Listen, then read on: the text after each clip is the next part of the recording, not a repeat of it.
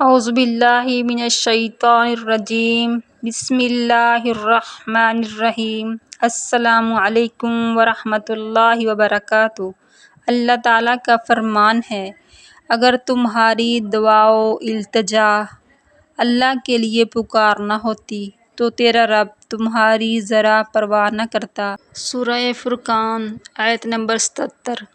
ایک اور صحابی سے روایت ہے کہ 4 باتیں انسان کے لیے بڑی فائدہ مند ثابت ہوتی ہیں۔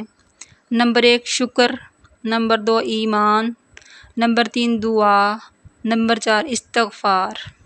سیدنا علی بن ابی طالب فرماتے ہیں، عزت دار شخص کے ساتھ نرمی کی جائے تو وہ نرم ہو جاتا ہے، لیکن ذلیل انسان کے ساتھ اگر نرمی کی جائے تو وہ سخت ہو جاتا ہے۔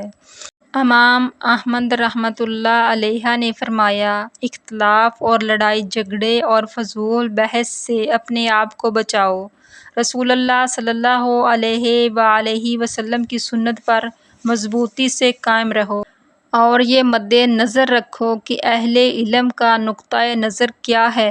سیدنا عمر بن خطاب رضی اللہ عنہ فرماتے ہیں، ہم نے بہترین زندگی صبر کے ساتھ پائی۔ انسان اگر صابر ہوتا تو بڑا معزز انسان ہوتا۔ امام ابن قیم رحمۃ اللہ علیہ فرماتے ہیں، جو خود کو پہچان لے وہ دوسروں کے عیب چھوڑ کر اپنی فکر میں لگ جاتا ہے، اور جو خدا کو پہچان لے وہ اپنی من مرضی چھوڑ کر رب کی ماننے لگتا ہے۔ امام ابن قیم رحمۃ اللہ علیہ فرماتے ہیں، اللہ کا بکثرت ذکر منافقت سے بچاتا ہے، کیونکہ منافقین اللہ کا زیادہ ذکر نہیں کر سکتے۔ ارشاد ہے، منافق کم ہی اللہ کا ذکر کرتے ہیں۔ امام قرطبی نے فرمایا، تابعین میں سے بعض سمجھتے تھے کہ جس کے گناہ بہت زیادہ ہو جائیں وہ پیاسوں کو پانی پلائے، کیونکہ ایسے انسان کی بخشش کیوں نہ ہوگی جس نے اپنے کسی مومن بھائی کو پانی پلا کے اس کی زندگی بخش دی۔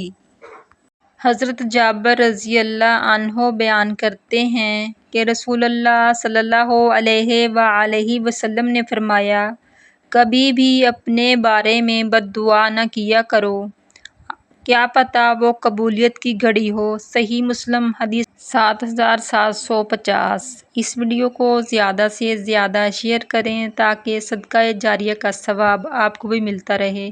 آقا دو جہاں محمد مصطفیٰ صلی اللہ علیہ وآلہ وسلم کی سنت پر عمل کریں۔ مزید اسلامی ویڈیو دیکھنے کے لیے ہماری ویڈیو کو لائک، شیئر اور ہمارے چینل کو سبسکرائب کریں۔ جزاک اللہ۔ السلام علیکم ورحمۃ اللہ وبرکاتہ۔